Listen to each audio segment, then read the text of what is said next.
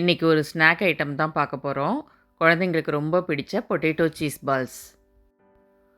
3 medium size உருளைக்கிழங்கு எடுத்துக்கலாம். அதை குக்கரில் சேர்த்து நல்லா வேக வச்சு எடுத்து வச்சுருக்கேன். இதை நல்லா மசிச்சு எடுத்துக்கலாம். கொஞ்சம் கூட கட்டி இல்லாமல் நல்லா மசிச்சு விட்டுக்கோங்க. மசித்த உருளைக்கிழங்கோட 2 டேபிள் ஸ்பூன் அரிசி மாவு, 2 டேபிள் ஸ்பூன் பிரெட் க்ரம்ஸ் சேர்த்துப்போம். அது கூட 1/2 டீஸ்பூன் மிளகாய்த்தூளும், ஒரு 1/4 டீஸ்பூன் மிளகுத்தூள் சேர்த்து, 1 டீஸ்பூன் ஆம்ச்சூர் பவுடர் சேர்த்துக்கலாம். பொடியாக நறுக்கின கொத்தமல்லியும் சேர்த்து, கொஞ்சமாக உப்பு சேர்த்து நல்லா பிசைஞ்சு எடுத்துக்கலாம்.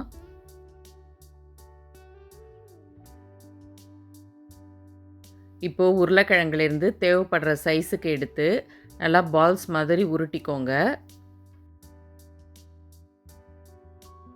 கையில் வச்சு லேசாக தட்டி எடுத்துக்கலாம். நடுவில் மட்டும் கொஞ்சமாக ஒரு ப்ரெஸ் கொடுத்துக்கோங்க.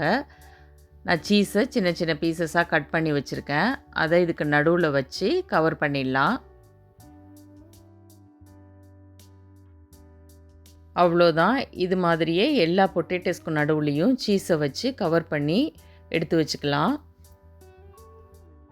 வீடியோவை பார்த்துட்டு இருக்கிறவங்க சேனலை மறக்காமல் சப்ஸ்கிரைப் பண்ணிக்கோங்க. வீடியோ பிடிச்சிருந்தா ஒரு லைக் பண்ணிவிடுங்க. இப்போது பால்ஸ்லாம் ரெடி ஆகிடுச்சு. இதை கோட் பண்ணுறதுக்கு நம்ம 2 டேபிள் ஸ்பூன் மைதா மாவும் 2 டேபிள் ஸ்பூன் கார்ன்ஃப்ளவரும் சேர்த்து கொஞ்சம் கொஞ்சமாக தண்ணி சேர்த்து கரைச்சி எடுத்து வச்சுக்கலாம். ரொம்பவும் தண்ணியாக இல்லாமல் ரொம்பவும் திக்காக இல்லாமல் ஒரு மீடியமான கன்சிஸ்டன்சியில் கரைச்சி எடுத்து வச்சுக்கோங்க. உங்கள் ஃபேமிலி அண்ட் ஃப்ரெண்ட்ஸுக்கு மறக்காமல் வீடியோவை ஷேர் பண்ணிவிடுங்க. இப்போ நம்ம எடுத்து வச்ச பால்ஸ்லாம் இதில் டிப் பண்ணி கோட் பண்ணிக்கலாம். மைதா மாவில் டிப் பண்ண பால்ஸ் எடுத்து பிரெட் க்ரம்ஸில் நல்லா ஸ்ப்ரெட் பண்ணி எடுத்துக்கோங்க. எல்லா பக்கமும் பிரெட் க்ரம்ஸ் படுற மாதிரி நல்லா ஸ்ப்ரெட் பண்ணிக்கோங்க. இது மாதிரி எல்லா பால்ஸையும் மைதா மாவில் டிப் பண்ணிவிட்டு பிரெட் க்ரம்ஸில் ஒரு தடவை கோட் பண்ணி எடுத்து தனியாக எடுத்து வச்சுக்கோங்க. அவ்வளோதான். இப்போ எண்ணெயை சூடு பண்ணிக்கலாம். எண்ணெய் சூடானதும் அடுப்பை லோ ஹீட்டில் வச்சுக்கோங்க. நம்ம சேனலில் ஏற்கனவே ஷேர் பண்ணியிருக்கிற ஸ்நாக் ஐட்டமோட லிங்க்கெல்லாம் டிஸ்கிரிப்ஷனில் கொடுக்குறேன். டைம் கிடைக்கும்போது செக் பண்ணி பாருங்கள். இப்போது எண்ணெயில் ஒவ்வொரு பால்ஸாக சேர்த்துடலாம். எல்லா பக்கமும் நல்லா திருப்பி விடுங்க.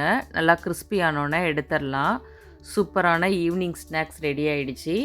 பசங்க ஸ்கூல் விட்டு வரும்போது இதை ரெடி பண்ணி வச்சிங்கன்னா ரொம்ப ஹாப்பி ஆகிடுவாங்க. கண்டிப்பாக ஒரு முறை ட்ரை பண்ணி பாருங்கள். எப்படி வந்ததுங்கிறத கமெண்ட்ஸில் ஷேர் பண்ணுங்கள். தேங்க்யூ.